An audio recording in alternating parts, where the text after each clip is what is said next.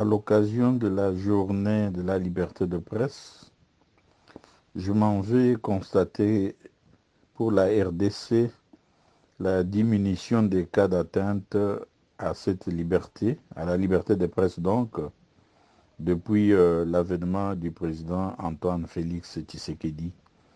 Mais beaucoup reste à faire encore, notamment une réforme de la loi sur la presse, cette loi qui avait été prise en 1996. Il faut absolument que les délits de presse soient protégés, soient écartés, si vous voulez, puisque cette loi prévoyait des peines privatives de liberté pour des cas de délits de presse. Il faut absolument mettre en place ou trouver un mécanisme de protection des journalistes. Alors ça, c'est au niveau du constat. Et dans l'année passée, on a dû constater que la RDC avait gagné un peu de points. Elle a occupé la 154e place au classement mondial. Nous espérons que cette année, la RDC pourra encore être classée comme il se doit. Alors, pourquoi nous disons ça? Nous devons encourager, demander au gouvernement actuel que dirige le président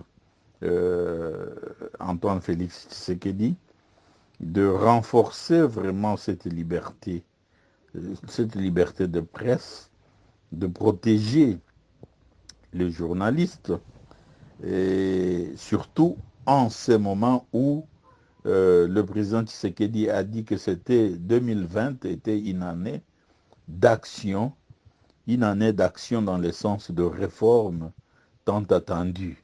Déjà les chantiers de la justice qui doit se mettre debout avec ce que nous constatons actuellement, des interpellations judiciaires et qui doivent être d'ici là suivies par de procès judiciaires, etc. Il faudrait que notre presse soit en mesure de couvrir toutes ces péripéties d'une justice qui se met en place sans que les journalistes ne soient censurés, les journalistes soient malmenés ou harcelés comme par le passé.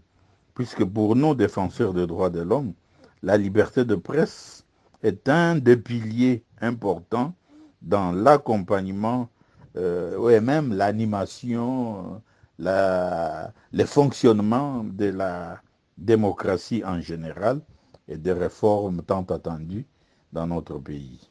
Voilà tout ce que je peux dire à l'occasion de cette journée commémorative de la liberté de presse dans le monde. Et aussi, il faut souligner que durant le régime de Kabila, les journalistes avaient du mal à faire leur boulot. Ils étaient tout le temps embêtés, harcelés, arrêtés, jetés en prison. Et il y a eu beaucoup de décès, beaucoup d'assassinats plutôt, beaucoup d'assassinats de journalistes. Mais à chaque fois, nous élegions nos voix pour revendiquer que justice soit faite, etc. Même pour le cas, malheureusement, le cas de quelques journalistes comme Mike Mukebai, qui, euh, qui a été arrêté de la façon que tous nous connaissons. L'était-il en tant que journaliste ou parlementaire, tout ça? Mais nous avons plaidé, hein, nous avons mené des actions. Personnellement, en tant que défenseur des droits de l'homme, j'ai plaidé à plusieurs reprises pour qu'on les relâche sans faire beaucoup de bruit. Nous avons fait des pressions sur les autorités afin qu'ils retrouvent la paix. Et nous avons été saisis par ce parent. Nous avons agi sans faire de bruit jusqu'à obtenir sa libération dernièrement. Voilà, nous suivrons ces cas, tous ces cas, et si jamais il y a vraiment harcèlement, si on jamais on ne permet pas aux journalistes de faire leur travail. Merci.